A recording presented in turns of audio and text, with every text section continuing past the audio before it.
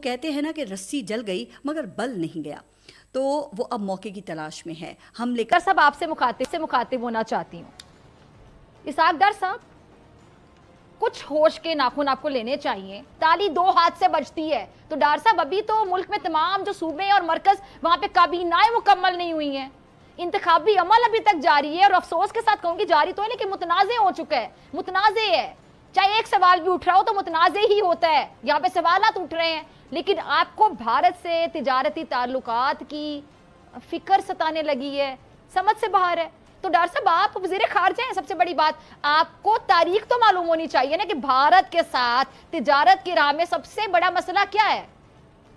क्या है मसला सबसे बड़ा? मैं याद करवा देती हूं आपको और हमेशा याद करवाते रहेंगे हम। मसला कश्मीर। जब तक भारत मसला कश्मीर को हल नहीं करता, कश्मीरी हमारे बहन भाइयों पे जुल्म का सिलसिला बंद नहीं करता, वहां मनमाने कवानीन मुसल्लत करना नहीं छोड़ता, इस मौजू पे बात तब तक नहीं की जानी चाहिए। तो समंदर में अब पाक नेवी को भारतीय समुद्री इलाके में आने से पहले 100 बार सोचना पड़ेगा, कहीं एक गलती उसके वॉरशिप या सबमरीन की आखिरी गलती ना हो जाए। यह इसलिए कहा जा रहा है क्योंकि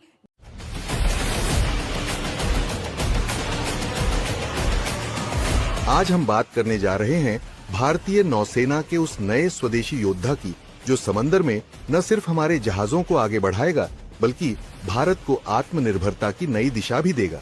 नाम है सबल। 27 मई 2025 को कोलकाता में इसे लॉन्च किया गया। ये टगबोट एक टग से कहीं बढ़कर है। ये है मेक इन इंडिया की असली ताकत।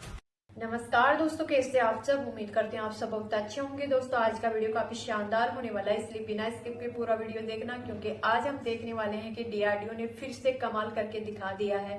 दरअसल डीआरडीओ ने एक ऐसी बोट बनाई है और उसका नाम है सबमरीन और इसको समुद्र में उतार दिया है। लेकिन डीआरडीओ का ये कमाल देखकर पूरी दुनिया हैरान है, क्योंकि भारत अब तीनों सेनाओं पे इतना काम कर रहा है कि आने वाले दिनों में भारत की तीनों सेना दुनिया की सबसे स्ट्रॉन्ग सेना बन जाएगी। तो दोस्तों, आज का वीडियो काफी शानदार होने वाला है और बिना स्किप के पूरा वीडियो देखना। अगर आपको मेरा ये वीडियो किसी भी एंगल से अच्छा लगे तो ज्यादा से ज्यादा शेयर करना। बढ़ते हैं वीडियो की तरफ। बहाना और रास्ता ढूंढ रहा है। भारत की इस जहरियत का मुकाबला करने के लिए जाहिर है कि कौमी इत्तेहाद की ज़रूरत है, मगर शहबाज शरीफ की हुकूमत इस अहम मौके पर भी तमाम जमातों को इकट्ठा नहीं कर सकी है।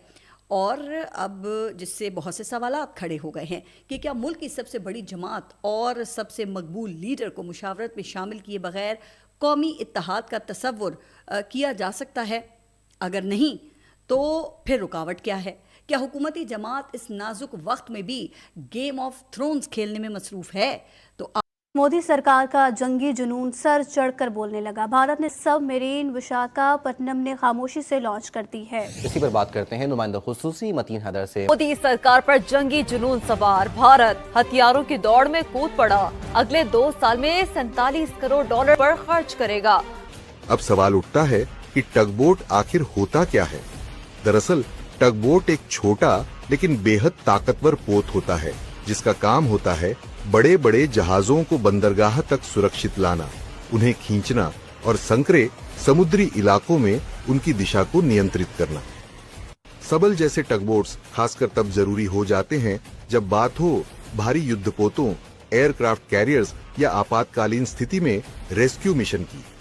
अब 2.5-3 टाइम्स एयरफोर्स है, हमसे 11 गुना डिफेंस बजट है उनका, तो हम तो से क्वालिटी के अलावा मैच ही नहीं कर सकते और टेक्नोलॉजी की जब तक इंटीग्रेट ना करें। साबिक वजीर खजाना जो कि अभी हमारे मौजूदा वजीर खारजा हैं, इसहाक डार साहब, उनको भारत से तिजारत की याद सताने लगी है।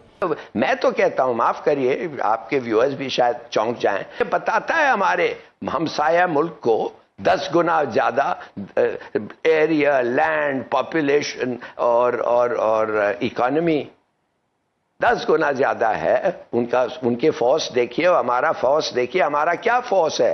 हमारा एयरफोर्स बड़े अच्छे लोग हैं, बहादुर लोग हैं, मगर it is 1/4 the size of India, एक चौथा हिस्सा है। हमारा आर्मी एक 1/3 है इंडिया का। हमारा नेवी 1/6 है या 1/8 है। तो ये क्या है जो ऐसे मुल्क को रोक रहा है, ऐसे दुश्मन को रोक रहा है जो हमारे से नफरत करते हैं? कि ये जो इंडिया की जो नेवी है, they are investing too much, वो बहुत ज़्यादा पैसा लगा रहे हैं। अभी मैं देख रहा था भारत गो के कहता है कि हमारा जो सारा ध्यान है वो चाइना की तरफ है, लेकिन ये जो navy of Pakistan because back in 1970। तो देखिए, आपके पास जो एक हथियार है, मैं कहता हूं it's a weapon of peace. Nuclear weapons Pakistan is a weapon of peace. ये तीसरा हमारा डोमेन आज का नहीं है, वो है टेक्नोलॉजिकल एज। वो रिलेटिव टर्म में होती है। जब हमारे पास F-86 थे, एयर मार्शल अस्कर खान और नूर खान के जमाने में, वो हमारा टेक्नोलॉजिकल एज 1965 में भी F-86 जहाज थे, सेबर जो थे, वो इंडिया के पास नहीं थे। उसके बाद हंटर थे और नैट थे। तो टेक्नोलॉजिकल एज की हमें इसलिए माइंडफुल रहना पड़ता है कि हम उसकी न्यूमेरिकल सुपीरियरिटी को 2.5-3 टाइम्स एयरफोर्स है, हमसे 11 गुना डिफेंस बजट है उनका, तो हम तो उससे क्वालिटी के अलावा मैच ही नहीं कर सकते और टेक्नोलॉजी की जब तक इंटीग्रेट ना करें जाएगी। भारतीय वजीर खारजा जयशंकर ने, आपको पता है, 2 टोक अंदाज में पाकिस्तान के साथ मुज़ाकरात से इनकार कर दिए। वो हमसे मुज़ाकरात से इनकार करें और हम मरे जाएंगे, उनसे हम तिजारत करें। उन्होंने पाकिस्तान को सनई तौर पर दहशतगर्दों की सरपरस्ती करने वाला मुल्क करार दे दी है और यहां तक कहे कि माजी को भूलकर बातचीत नहीं हो सकती। उनकी आप बॉडी लैंग्वेज देखें, उनके रवैये देखें या भर की जानिब से, और हम उनके साथ तिजारत की अगर आप बात करेंगे वजीर खारजा होकर, कश्मीर के मसले पर तो पहले बात कर लेना। इस पर भी बात करता हूँ, लेकिन इंडिया अपनी कैपेसिटी बहुत बढ़ा रहा है। That's a serious challenge for Pakistan. आप देखें ना, इंडिया तकरीबन 175 वॉरशिप वो कह रहे हैं। वो कह रहे हैं कि हम 2035 तक 170 से 175 शिप्स बना लेंगे। अभी तक मौजूद उनके पास कोई 67 के करीब 67 शिप्स हैं जो हैं वो अंडर कंस्ट्रक्शन है, सॉरी। और उनमें से वो कहते हैं 65 जो हैं वो इंडिया के जो शिप यार्ड्स पे मौजूद हैं। सो इट मीन्स के दे आर वर्किंग इंडिजिनसली। वो जो आत्मनिर्भर भारत है उसके ऊपर वो ज़्यादा फोकस कर रहे हैं। और वो कहते हैं कि जो इंडियन ओशन रीजन है सादा है। That's what Indians are telling the world. That's why the Americans and that's why everyone else, the French are coming there. बल्कि अभी मैं देख रहा था कि जो फ्रेंच श्रीलंकन प्रेसिडेंट हैं वो COP28 में जो फ्रेंच प्रेसिडेंट मैक्रोन से मिले, तो उन्होंने उनको कहा कि जो फ्रेंच इन्वॉल्वमेंट है इंडियन ओशन रीजन में बढ़नी चाहिए। ठीक है जी, इंडियन ओशन रिम एसोसिएशन के जरिए वो कहते हैं बढ़नी चाहिए।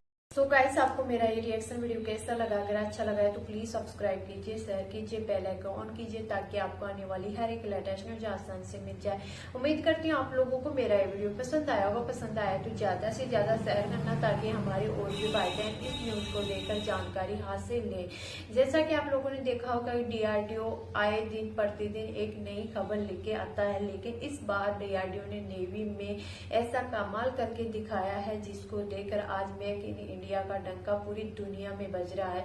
जैसा कि आप लोगों ने देखा होगा कि इस वीडियो में कि DRDO ने एक ऐसी बोट बनाई है जिसका नाम सबमरीन है और उसको समुद्र में उतार दिया है। लेकिन उतारने के बाद जब ये पता चलता है पूरी दुनिया को कि भारत ने एक और कमाल करके दिखा दिया है, तो दोस्तों पूरी दुनिया सदमे में जा रही है कि भारत इतने आगे कैसे बढ़ सकता है। लेकिन भारत का मकसद है 5वीं पीढ़ी को आत्मनिर्भर देश बनाने में। तो दोस्तों आप लोगों को क्या